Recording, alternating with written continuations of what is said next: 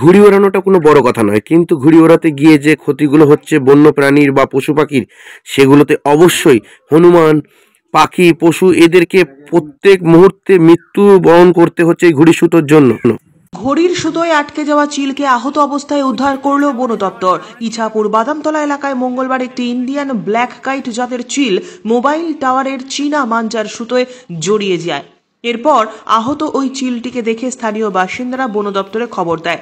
বন দপ্তরের আধিকারিকেরা এসে তাকে উদ্ধার করে প্রাথমিক চিকিৎসা সম্পন্ন করে। এ ঘটনা প্রসঙ্গে প্রত্যক্ষদর্শী এবং স্থানীয় বাসিন্দা সায়ন্তন বসু কি জানালেন শুনে নেব জাগো ভারতের এই প্রতিবেদনে।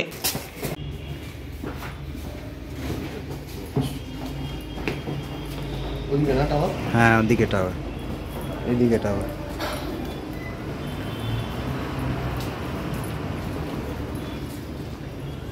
ওই যে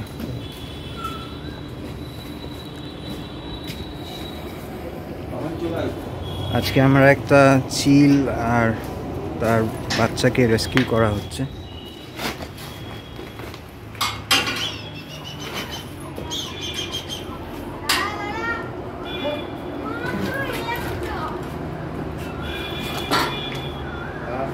এখানে 1 ঘন্টা থাকা মানে 5 বছরের আয়ু চলে যাবে।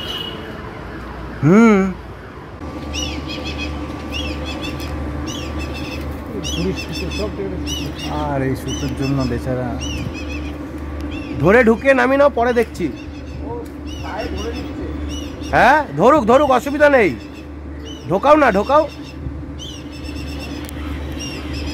মাথার দিক দিয়ে ঢোকাও। হয়তো এরই নাম মা। দেখুন কিভাবে বাচ্চাকে যখন আমরা উদ্ধার করছি, মা কিন্তু আমাদের কোনো ক্ষতি করছে না, কিন্তু আমাদের পাশ থেকে বারবার রাউন্ড মারছে, বারবার রাউন্ড মারছে। আমরা এটাই ভাবলাম যে এরকমও হতে পারে এই দৃশ্যটা। কিভাবে বাচ্চাটা জড়িয়েছিল একটি টাওয়ারে ঘুড়ির সুতোর মধ্যে। হ্যাঁ,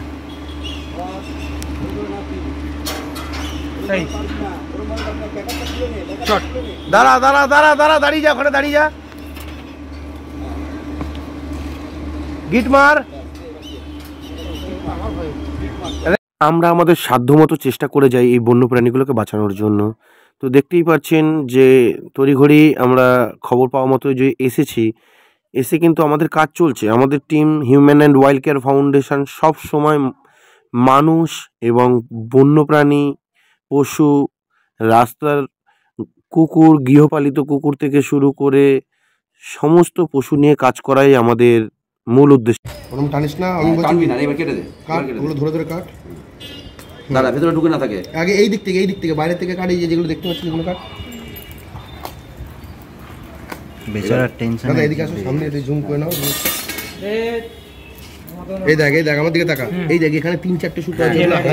দেখতেই পাচ্ছেন কিভাবে সুতো জড়িয়ে গিয়ে পাখিটা নাজেহাল হয়ে গেছিল।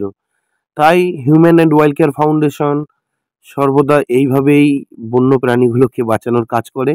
অসংখ্য ধন্যবাদ জানাবো ব্যারাকপুর SF রেঞ্জকে, যারা আমাদেরকে খবর দিয়ে এই নিরীহ প্রাণীটাকে বাঁচানোর প্রচেষ্টায় আমাদের সহযোগিতা করে।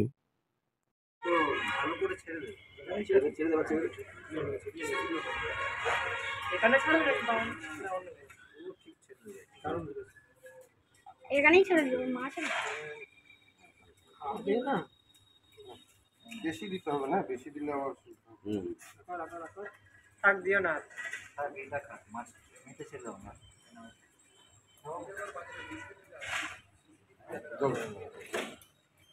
ঠিক আছে, গিলে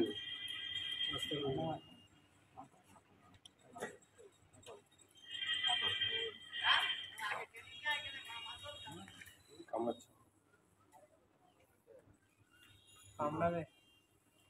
ঠিক আছে, সে হাত দিতে হবে।